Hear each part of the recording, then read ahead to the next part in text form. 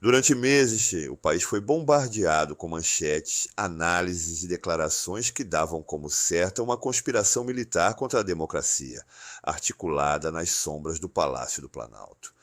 O ex-presidente Jair Bolsonaro era retratado como mentor de um plano de ruptura institucional, e entre os protagonistas dessa narrativa, figuras das Forças Armadas ocupavam posição central. Peraí, tá gostando desse vídeo? Eu sei que você tá. Então, curte, comenta e compartilha. Isso ajuda muito a gente a continuar criando conteúdo bacana para você. Não esquece de ativar as notificações para não perder nada. A mídia tradicional, em aliança com setores do Poder Judiciário, passou a veicular, de maneira coordenada, informações supostamente vazadas de inquéritos sigilosos conduzidos pela Polícia Federal sob a supervisão direta do ministro Alexandre de Moraes, do Supremo Tribunal Federal. Mas a verdade, paciente e precisa, se impôs. E com ela caiu uma das principais colunas da narrativa do golpe de Estado. No dia 15 de março de 2024, o ex-comandante da Aeronáutica, Tenente Brigadeiro Carlos de Almeida Batista Júnior, compareceu à Polícia Federal para prestar depoimento. O conteúdo dessa oitiva, que deveria ser protegido por sigilo legal, foi estrategicamente vazado. A imprensa imediatamente transformou o relato em um estopim. Segundo os trechos veiculados, o então comandante do Exército, general Marco Antônio Freire Gomes, teria advertido Bolsonaro de que, caso insistisse em prosseguir com qualquer tratativa de ruptura institucional, seria preso em flagrante. A versão foi tratada como definitiva, sem questionamentos, sem confronto de fontes. O depoimento de Carlos de Almeida Baptista Júnior se tornou manchete em todos os jornais de grande circulação e o nome de Marco Antônio Freire Gomes passou a circular como peça-chave em uma estrutura narrativa construída para sustentar a tese de golpe. Tá entendendo o que eu estou explicando aqui? Comenta aí embaixo, quero saber tua opinião. A partir dali, o ex-presidente Jair Bolsonaro passou a ser pintado não apenas como político rejeitado nas urnas, mas como figura conspiradora em rota de colisão com a democracia. O que não foi dito, no entanto, é que o próprio general Marco Antônio Freire Gomes também havia prestado depoimento à Polícia Federal no mesmo período. Diferentemente do depoimento anterior, o conteúdo da oitiva de Freire Gomes jamais foi divulgado. Não vazou, não foi discutido, não virou manchete. A imprensa escolheu ignorar.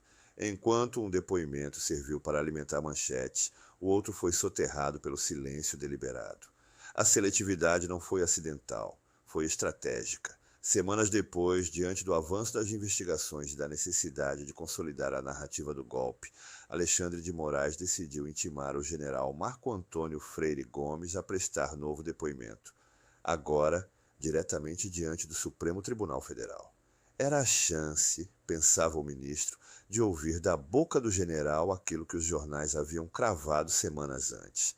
Mas o que aconteceu na sala de audiência desmontou o enredo com a força de um vendaval. Diante do ministro, o general Freire Gomes foi direto. Não houve qualquer advertência ao presidente Jair Bolsonaro. E mais do que isso, todas as tratativas realizadas nas reuniões com o então presidente estavam amparadas pela Constituição Federal. Nenhuma proposta discutida à época violava os marcos legais. Segundo o general, os comandantes das três forças, Marinha, Exército e Aeronáutica, analisaram os temas propostos com base na legalidade, e nenhum deles enxergou qualquer ameaça institucional nos debates ocorridos. A resposta foi um golpe seco na tese sustentada até então. Alexandre de Moraes, surpreso, confrontou o general. Então o senhor mentiu na Polícia Federal ou está mentindo aqui? Mas ao invés de recuar ou titubear, Freire Gomes reagiu com firmeza. Tenho minha vida inteira dedicada ao Exército Brasileiro. Jamais menti em qualquer instância. E o que estou lhe dizendo agora é exatamente o que disse na Polícia Federal. Não adverti o presidente, não houve ameaça de prisão e não houve ilegalidade em nenhuma tratativa discutida. Diante da contundência da resposta, Moraes tentou desestabilizar o depoente, exigindo que ele admitisse contradição. Foi então que o general fez algo inusitado. Pediu que seu depoimento anterior fosse exibido no telão da audiência para que não restasse dúvida quanto à coerência de suas palavras. Alexandre de Moraes recusou, não permitiu a exibição. Não quis a acareação.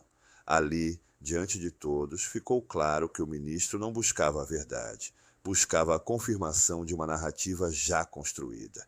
O episódio repercutiu em bastidores do próprio Supremo Tribunal Federal. A avaliação é unânime. Alexandre de Moraes saiu enfraquecido. E não apenas por ter sido desmentido, mas porque o seu método foi exposto. O uso seletivo de vazamentos, a indução da opinião pública, a tentativa de pressionar militares para forjar um enredo político. A imprensa, por sua vez, reagiu como se nada tivesse acontecido.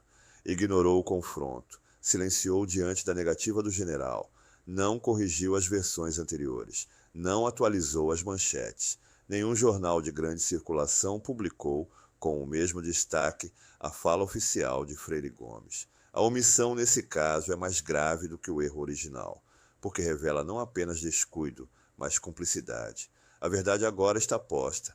A narrativa de golpe, construída com base em trechos vazados de versões fabricadas, colapsou diante do depoimento de quem esteve no centro dos acontecimentos. Não há como sustentar a ficção de que Bolsonaro seria preso pelo próprio exército por tentar um golpe.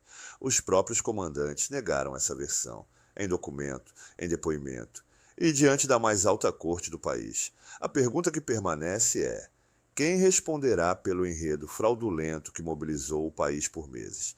Quem vai reparar os danos causados à reputação de generais, à imagem das Forças Armadas e ao direito à informação verídica do povo brasileiro? A verdade não precisa de escândalo. Ela só precisa ser dita, e foi, por um general da República, diante de um ministro do Supremo Tribunal Federal. E agora a história precisa ser recontada, com coragem, com integridade e com justiça.